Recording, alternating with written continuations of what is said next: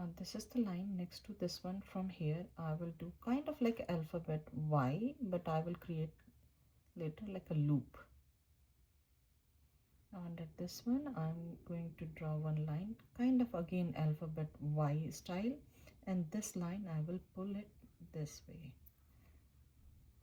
Now I will start from here and I will do one loop, little bit wiggly is totally fine, and I will connect over here. Now in the middle I'm going to draw one circle or ellipse shape, or little bit wiggly is more better, and then I will connect both of them over here, and then I can wiggle over here a little bit, and I will keep connecting them. This line I will pull it little bit out, little bit wiggly, and I will connect over here. This one I will start from here a little bit down, doesn't matter. I will go a little bit wiggly, and I will connect over here. Now under this one I will pull just tiny bit over here, and I will draw one line here. Now from here I will do little bit curvy line, kind of like a flat alphabet S, and this line I will pull up, and I can connect over here.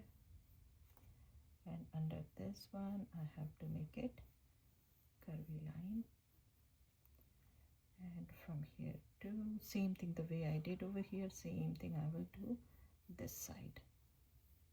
So I did little bit drawing over here. I did one wiggly line all the way to here, and then I will do the folded style over here, and this one I will erase little bit and make it little bit next to the line. Now this one I will come and pull this one over here, and this side I will also pull this one here. Now here I will do like a cup style over here, and then I will pull one line here, one line here. Now over here I did little bit, you can pick, this is the line, and you can do tiny triangle next to that, and this one you can pull it with the curvy line over here, and this line you can pull it tilted, and on the bottom you can do kind of like a triangle shape but not really. And this side again it's going to be curvy, this side, and this one is more rectangle shape. And I will erase everything from inside, and I will pull this line here.